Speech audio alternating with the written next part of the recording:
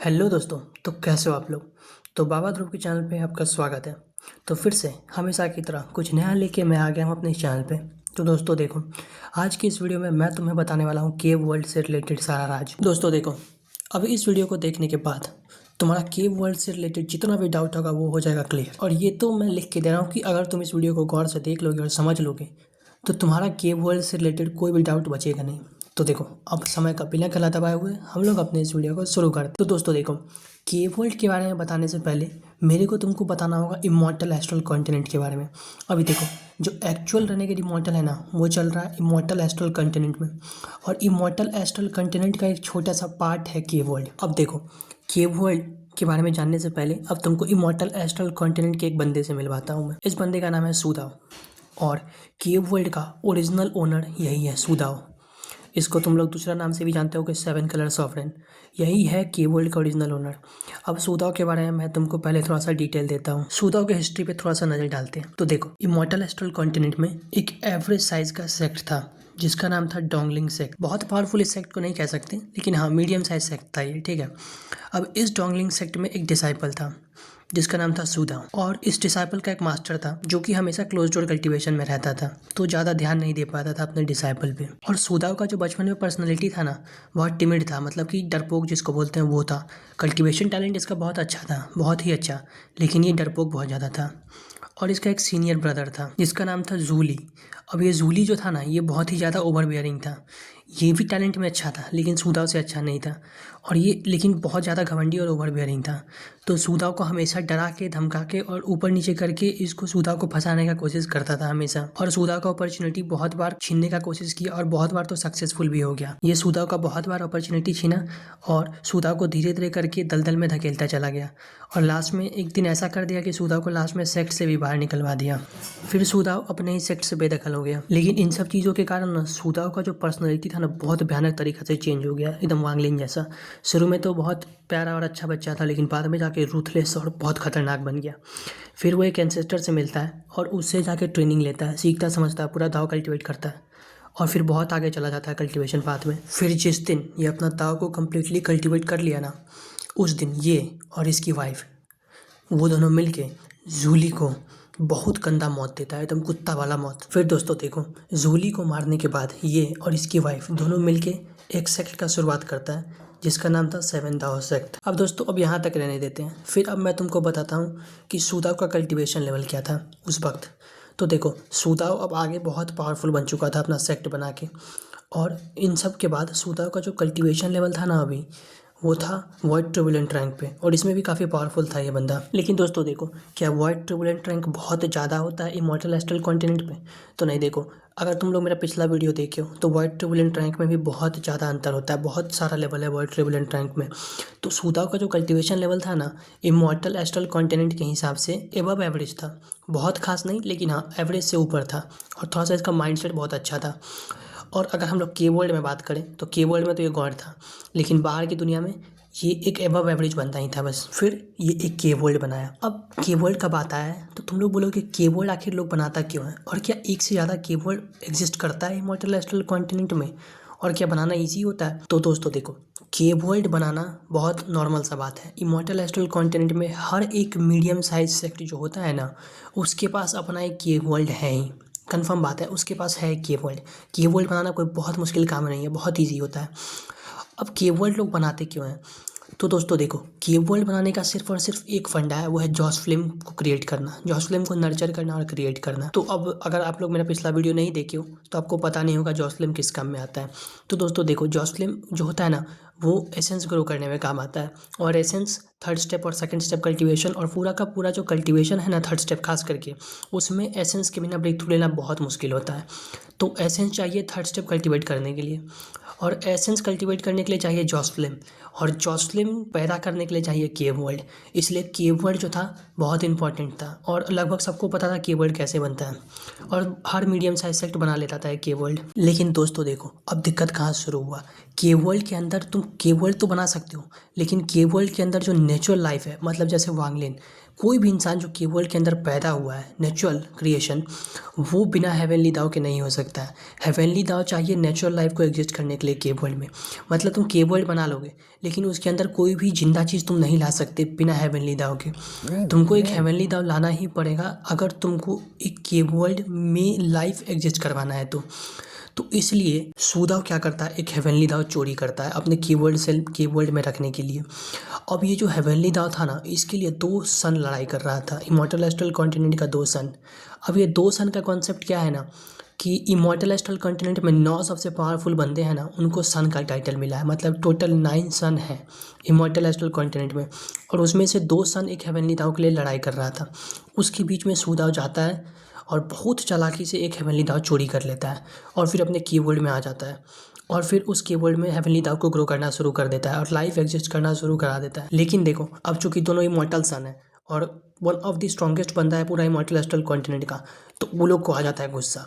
वो लोग कर देता है हमला सूदाव के पूरा सेक्ट पे। अब दोस्तों देखो, तुम लोग के यहाँ पे मन में एक और सवाल यहाँ पे आया होगा, क्या एक से ज़्यादा हेवनली दाव एग्जिस्ट करता है? तो इसका भी जवाब है हाँ भाई, इमॉर्टल एस्ट्रल कॉन्टिनेंट में बहुत सारा हेवनली दाव एग्जिस्ट करता है और बहुत नॉर्मल है हेवनली दाव का होना, क्योंकि देखो के वर्ल्ड में बिना लाइफ के जॉस्लिम कल्टिवेट करना बहुत मुश्किल है, इसलिए हेवनली दाव चाहिए ही चाहिए लाइफ के लिए। तो दोस्तों देखो, अब मैंने जैसा कि बताया कि दोनों इमॉर्टल एस्ट्रल कॉन्टिनेंट के सन जो हैं हमला कर देते हैं सूदाव के सेक्ट पे, 7th हाउस सेक्ट। अब सूदाव के जो 7th हाउस सेक्ट है ना, उसमें जो मेन फोर्स था ना, उसकी वाइफ फेंस चैंगमैंग, जो कि उसकी कंपेनियन थी, वो सूदाव, और उसका 4 डिवाइन जनरल और उसका 100 सोल्जर, यही था मेन फोर्स। तो ये लोग सब मिलकर रेसिस्ट करता है थोड़ा देर के लिए दोनों सन को, लेकिन तुरंत ये लोग पेल दिया जाता है। तो ये लोग सब के वर्ल्ड के अंदर छुप जाता है, पूरा का पूरा 4 जनरल और 100 सोल्जर जाके के वर्ल्ड के अंदर चुपके से छुप जाता है। और जो सूदाव था ना और उसकी वाइफ, दोनों मिलके थोड़ा देर के लिए ये लोग को रोकता है दोनों सन को, ताकि ये लोग का जनरल सब अंदर जा सके। तो दोस्तों देखो, सूदाव और उसकी वाइफ रोकने का कोशिश तो करती है, लेकिन दोनों सन बहुत पावरफुल था, तो ये लोग तुरंत ही बुरी सिचुएशन में आ जाता है। और फिर अंदर सिर्फ और सिर्फ के वर्ल्ड में सूदाव लौटता है। वो कुछ बोलता तो नहीं है, लेकिन इसका इम्प्लीकेशन सिंपल सा बात है कि उसकी वाइफ शायद नहीं लौटी। फिर क्या होता है कि सूदाव ये सब जख्मी हालत में होता है, सब लोग पूरा का पूरा, इसका जो डिवाइन जनरल, सारा सोल्जर्स और सूदाव था, ये सब के वर्ल्ड के अंदर हालत ख़राब था ये लोग का, और ये लोग जख्मी हालत में था। तब ये लोग सालों तक एक तो कल्टिवेट करता है, ठीक है, और फिर सालों के बाद, बहुत सालों के बाद, ये यीमो को बाहर से अंदर लालच दे के बुलाता है के वर्ल्ड के अंदर। अब दोस्तों देखो, यहाँ पे तुम्हारे बीच में मन में सवाल आया होगा कि अगर क्या बाहर से कोई अंदर नहीं आ सकते के वर्ल्ड के? तो यार देखो, के वर्ल्ड के अंदर घुसना इतना आसान नहीं होता है। एक बार के वर्ल्ड बन जाए और उसके अंदर सब कुछ तुम प्लानिंग कर लो ना, तो के वर्ल्ड के अंदर घुसना बहुत मुश्किल काम है, थोड़ा सा मुश्किल है, इसलिए तो लोग नहीं आ पाते हैं के वर्ल्ड के अंदर। न अंदर के लोग बाहर जा सकते हैं, न बाहर के लोग अंदर आ सकते हैं, एज लॉन्ग एज जो के वर्ल्ड बनाया है वो खुद से इस चीज़ को ऑन ना करे।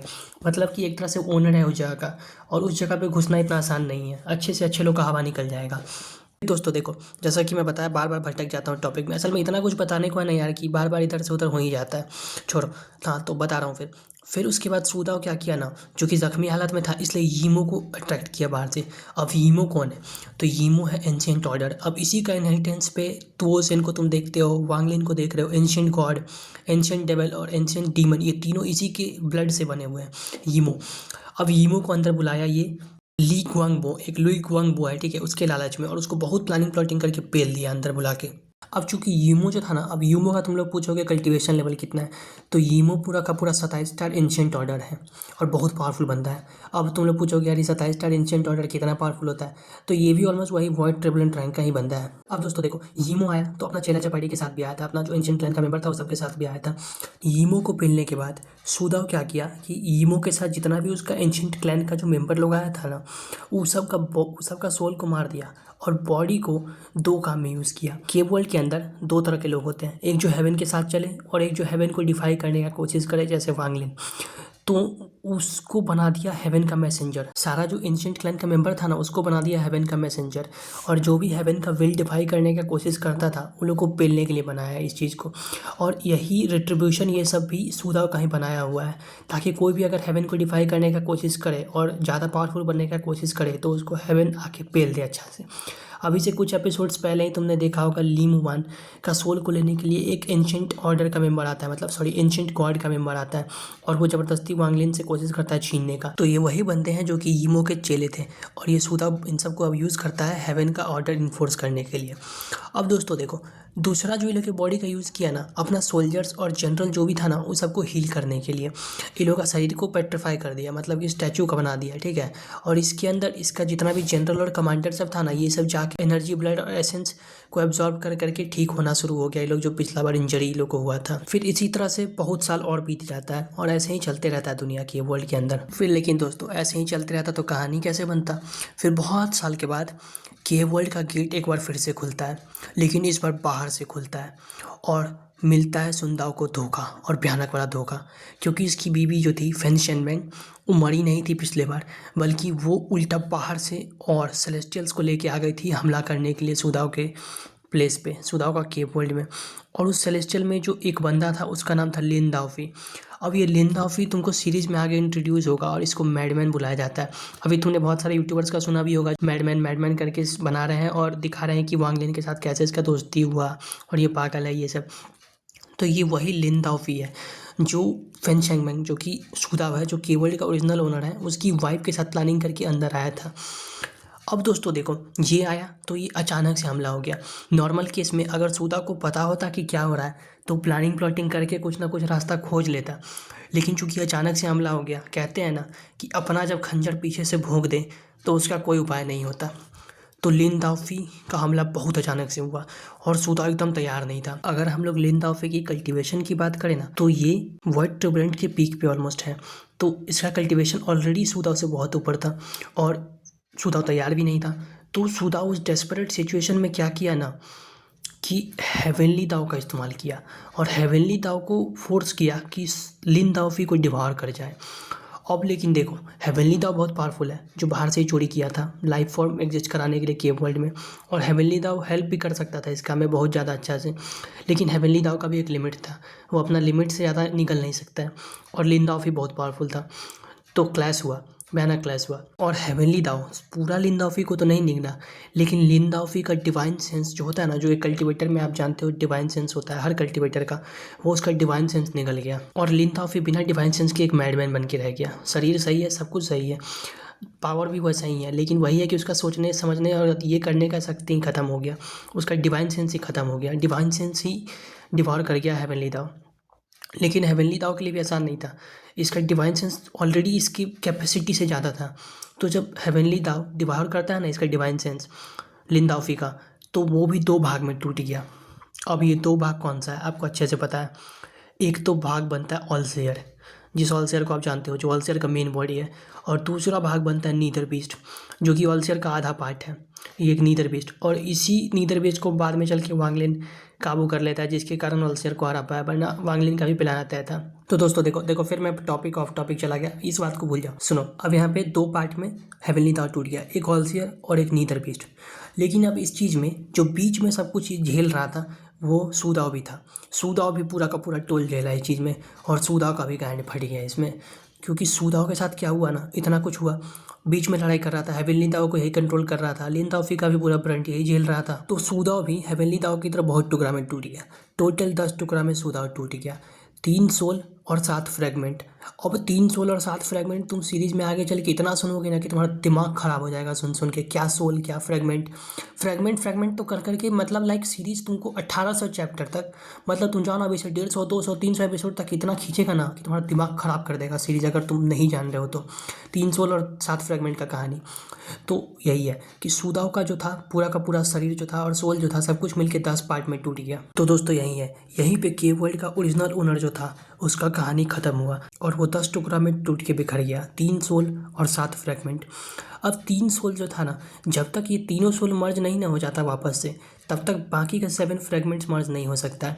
मतलब पहले तीनों सोल को आपस में मर्ज होना होगा और फिर उसके बाद बाकी 7 फ्रेगमेंट को डिवाइड करना होगा, तब जाके वापस से 7 कलर सॉवरेन, जिसको कि सूदाव भी मैं बोल रहा हूँ, सूदाव, तब जाके वापस से सूदाव या फिर 7 कलर सॉवरेन वापस से जिंदा होता। अब दोस्तों देखो, अब थोड़ा सा हम लोग इस फ्रेगमेंट्स के बारे में बात करते हैं और सोल के बारे में। अब मैं जो यहाँ इन्फॉर्मेशन देने वाला हूँ ना, तुम्हारा दिमाग हो जाएगा खराब और हर एक बात सुन के तुमको ऐसा लगेगा कि पूरा का पूरा रेनेगेड इमॉर्टल कितना भयानक है। अब सुनना गौर से बात। देखो 7 फ्रेगमेंट में से हम लोग पहले फ्रेगमेंट की बात करते हैं। तो जो पहला फ्रेगमेंट था ना, वो सुदाओ का मैडनेस था और पागलपन। उसको हेवनली था जो कि ऑलसियर है, वो डिवॉर कर जाता है, एकदम मौका प्लानिंग देख के ख़त्म कर देता है उसको। फिर जो उसका दूसरा फ्रेगमेंट था ना, वो उसकी वाइफ फेंगशेंग जो कि उसको धोखा दी, उसका लव और हेट से मिक्स होके पैदा हुआ और बन गई म्यू बिंग में। अब म्यू बिंग में कौन है तो तुमको अच्छे से पता, अगर तुम जानते हो सीरीज़, और थोड़ा आगे मिल आएगी भी वो आगे। अब म्यू बिंग में कोई पूरा का पूरा जो कीवर्ड है ना, उसकी सबसे सुंदर लड़की कहा गया है। और ये जो कुतिया लड़की तुमको दिख रही है ना ल्यू में, इस ल्यू में म्यू बिंग मी की ही एक क्लोन है और यही कहानी है।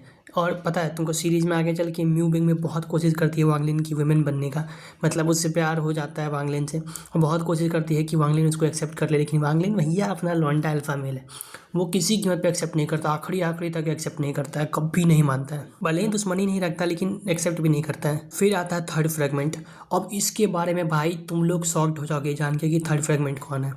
तो दोस्तों देखो, अब थर्ड फ्रेगमेंट जो था ना, उसका टैलेंट था, सुंदाओ का जितना भी टैलेंट था ना, वो एक शेप लिया और बना सीतूनान।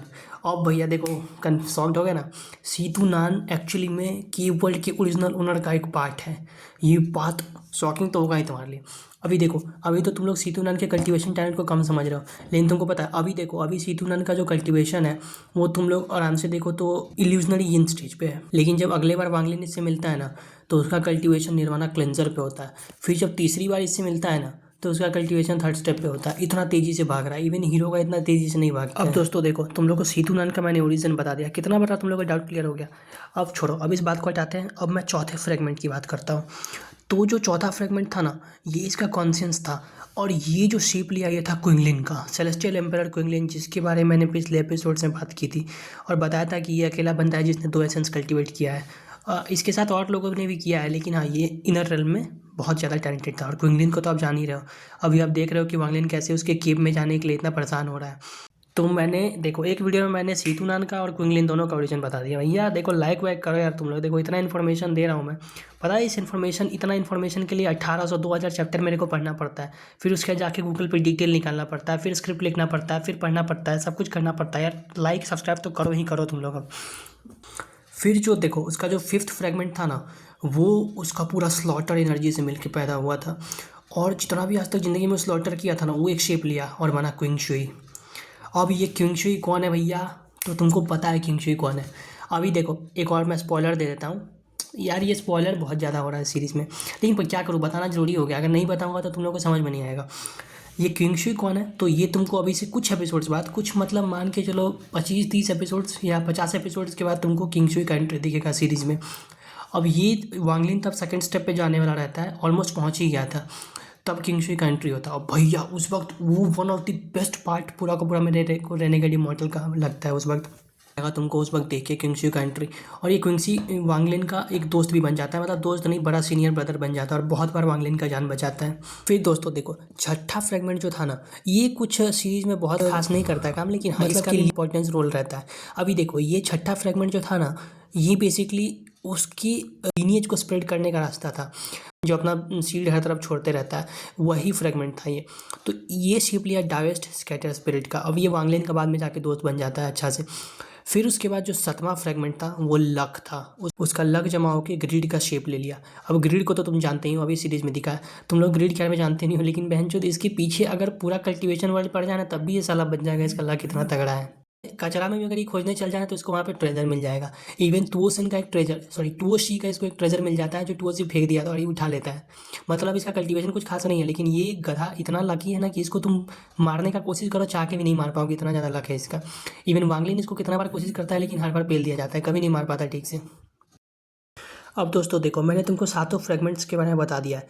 अब अगला 10 सेकंड अगर तुम स्किप कर सकते हो तो कर देना, है बहुत बड़ा स्पॉइलर मैं देने वाला हूँ। शुरू करते हैं। तो जो क्विंग शुई मैंने बताया, जो कि पूरा स्लॉटर से बना हुआ था, उसकी एक बेटी है, जिस बेटी को तुम लोग सब देख चुके हो, मिल चुके हो और जानते हो भाई, उसकी बेटी है रेड बटरफ्लाई। तुम लोग अब शॉक्ड तो थोड़ा सा हुए ही होगे, हालांकि सुन चुके होगे तुम पहले, लेकिन अगर सुन लियो तो ठीक है। अब चलो स्पॉइलर खत्म करते हैं। अब मैंने तुमको सातों फ्रेगमेंट्स के बारे में बता दिया है। अब मैं तुमको 3 सोल्स, जो कि मेन खेला यहीं पे है, असली रेनेगेड इमॉर्टल का केव वर्ल्ड, पूरा का पूरा जो इतना क्योस तुम देख रहे हो हर तरफ, अभी तो तुम लोग देखे नहीं, अभी तो देखोगे कितना क्योस है। ये पूरा क्योस यही तीनों मादरचोद के कारण हो रहा है। यही तीनों सूअर के बच्चे हैं जो पूरा क्योस कर रहे हैं। एक्चुअली 3 नहीं, 2 इसमें से, सिर्फ एक तो बेचारा बहुत शांत है। तो शुरू करते हैं। देखो 3 सोल्स में से जो पहला सोल था वो उसका पूरा जितना भी लॉ आज तक अंडरस्टैंड किया था ना, उससे एक बीस्ट का शेप ले लिया। और फिर एक कैरेक्टर था ओल्ड घोष झांग। अब ये ओल्ड घोष झांग जो है ना, केवर्ल्ड का स्ट्रॉन्गेस्ट बंदा था, जो कि केवर्ल्ड में ही पैदा हुआ था, और वांगलिन के अलावा स्ट्रॉन्गेस्ट बनता है पूरा का पूरा रेनेगेड इमॉर्टल वर्ल्ड्स में, केवर्ल्ड के अंदर। अब ये बंदा जो था ना, ये आर्केन वर्ल्ड के पीक पे पहुंच गया था। और ये मैंने बताया था कि आर्केन वर्ल्ड रैंक के बाद आता है वर्ल्ड ट्रिबुलेंट रैंक, और इन दोनों के बीच में 9 हेवनली ट्रिबुलेशन होता है, जिसको कि आर्केन ट्रिबुलेंट फेज कहते हैं। और उसमें हर एक ट्रिबुलेशन बहुत मुश्किल होता है और बचना बहुत मुश्किल है, पूरा चांस है कि तुम फेल दिए जाओगे। तो ये आर्केन वर्ल्ड के पीक पे जाके फिर हेवनली ट्रिबुलेशन पास कर रहा था, और उसमें फेल दिया गया, जैसा कि मैंने बताया था। तो ये बहुत करीब था मरने का, इसका सब कुछ खत्म हो चुका था। लेकिन तब जो ये जो बीस्ट था ना, जो कि इसका एक सोल था सुदाव का, वो बीस्ट इसके साथ पैक्ट किया और इसका शरीर आधा प्रोसेस कर लिया, ज़्यादा से ज़्यादा इसका कॉन्शियसनेस पे कब्जा कर लिया, और इसका बॉडी की मदद से साथ में दोनों कंबाइन हो गया। और फिर उसके बाद ओल्ड गोचांग बहुत पावरफुल फिगर बन गया, और हेवनली ट्रिबुलेशन एक के बाद एक पार करते चला गया, और वन ऑफ द स्ट्रॉन्गेस्ट बंदा बन गया पूरा की वर्ल्ड के अंदर। फिर हम लोग बात करते हैं दूसरा सोल के बारे में। अब ये जो दूसरा सोल है ना, ये बना 7 कलर डावेस्ट। अब जब तुम भी 7 कलर डावेस्ट का नाम सुनते हो ना, तो देखो 2 7 कलर डावेस्ट था। एक ओरिजिनल जिसका नाम था सुदाव, उसका भी निकनेम 7 कलर डावेस्ट ही था। लेकिन जो दूसरा बंदा मैं बता रहा हूँ ना, जो उसका पूरा का पूरा कल्टीवेशन और स्पेल से मिल के बना, ये भी अपने आप को 7 कलर डावेस्ट ही बुलाता था। और ये सिर्फ और सिर्फ एक सोल था, मतलब कि एक टुकड़ा था असली 7 कलर डावेस्ट का। और ये भी वन ऑफ द मेन मादरचोद था, जिसके कारण सीरीज इतना घूमा। अब दोस्तों देखो, अब यहाँ पे 2 बंदे, ओल्ड गो झांग और 7 कलर डास्ट, पूरा का पूरा जो केव वर्ल्ड है ना, इतना अप्रोड और केओस में गया सिर्फ यही दोनों हरामी के कारण। दोनों को चाहिए करना है बकचोदी, दोनों को चाहिए पावर, और दोनों पूरा केव वर्ल्ड को मैनिपुलेट किया अपने हिसाब से, ताकि केव वर्ल्ड में तीसरा सोल को ढूंढ सके। क्योंकि देखो, जब तक कोई इंसान तीनों सोल को ना, मतलब तीनों सोल जब तक ना मर्ज हो जाए, तब तक तुम फ्रेगमेंट नहीं खा सकते हो, मतलब फ्रेगमेंट को डिवाइड नहीं कर सकते हो। और ओल्ड घोष झांग और 7 कलर डावेस्ट जो दोनों सोल है, ये दोनों बराबर पावरफुल था, इसलिए लोग चाह के भी एक दूसरे को नहीं खा सकता था, एकदम बैलेंस पे था पावर। अब बैलेंस तोड़ेगा कौन यहाँ पे? तीसरा सोल जो था ना, सुदाव का पूरा मेमोरी से मिलके बना था। इसके पास ज़्यादा पावर तो नहीं था, लेकिन इसके पास था बुद्धि और दिमाग और सोचने का शक्ति। इसको पता था कि इसको भागना है, और ये क्या किया कि हजारों लाखों रिइंकार्नेशन लेते रहा। कभी पेड़ पौधा, आदमी औरत, बच्चा, जानवर, कुत्ता बिलाई, कोर फॉर्मेशन कल्टीवेटर, कुछ भी बनते रहा। एक बार तो कोर फॉर्मेशन कल्टीवेटर भी बन के छुपा हुआ था। मतलब ये रिइंकार्नेशन पे रिइंकार्नेशन लेते रहा, कभी मछली, कभी आदमी, कुछ कुछ कुछ कुछ, और बस भागते रहा दोनों से। और पूरा 7 कलर डावेस्ट और ओल्ड को झांग, पूरा कीवर्ल्ड को 2 पार्ट में बांट दिया, जो कि एक सील रेल्म तुम सुनते हो और एक आउटर रेल्म। और पूरा का पूरा कीवर्ल्ड को केओस में भेज दिया, ताकि इस थर्ड सोल को बाहर निकाल सके। और जो बंदा पहले थर्ड सोल खा लेगा, वो एडवांटेज गेन कर लेगा एक दूसरे पे, जो कि 7 कलर डास्ट है और ओल्ड को झांग है। जो पहले थर्ड सोल खाएगा वो एडवांटेज में आ जाएगा, और फिर दूसरे को पेल देगा। तो पूरा का पूरा जो रेनेगेड इमॉर्टल तुम देख रहे हो ना, 1800 से 1900 चैप्टर तक, वो पूरा का पूरा सिर्फ और सिर्फ थर्ड सोल के लिए खेला है। अब दोस्तों देखो, ये थर्ड सोल बहुत रीइंकार्नेशन लिया, ठीक है, बहुत अवतार लिया, बहुत रीइंकार्नेशन लिया, और लेकिन लास्ट में ये एक इनकार्नेशन लिया जिसका नाम था जी क्विंग। अब ये जी क्विंग जानते हो आप, ये जो जी क्विंग था ना, ये वांगलिन का सेकंड डिसाइपल बना, और लास्ट में ये थर्ड सोल वांगलिन का सेकंड डिसाइपल रहता है, और सालों तक वांगलिन का वेट करता है एक जगह पे, ताकि वांगलिन आ सके और अपने आप को वांगलिन को दे सके। इसलिए पूरा का पूरा जो लास्ट में वांगलिन जीत भी पाता है, वरना थर्ड सोल अगर हेल्प नहीं करता तो वांगलिन कभी जीत नहीं पाता और पेल दिया जाता। लेकिन अब मैटर को करते हैं बंद। अब हो चुका है, इससे ज़्यादा वीडियो में बताऊंगा नहीं, इतना स्पॉइलर ऑलरेडी दे चुका हूँ। मेरे को लगता है आधा से ज़्यादा रेनेगेड इमॉर्टल तो मैं समझा दिया तुमको इसी में। अब करते हैं वीडियो को बंद। और भैया मेरे को चाहिए सब्सक्रिप्शन, मेरे को चाहिए। अभी देखो, इतना खोजने के बाद मेरा दिमाग हो चुका है ख़राब, बहुत समय लगा मेरे को इस वीडियो बनाने में। अब जाओ सब्सक्राइब करो, लाइक करो, शेयर करो, जो करना है करो, कुछ भी करो, लेकिन मेरे को चाहिए सब्सक्रिप्शन। Bye bye. अच्छा से अपना और ध्यान तो रखना भाई, ध्यान रखना, अपना ध्यान रखना, अपने घर वालों का ध्यान रखना। चलो इसके बाद बाय।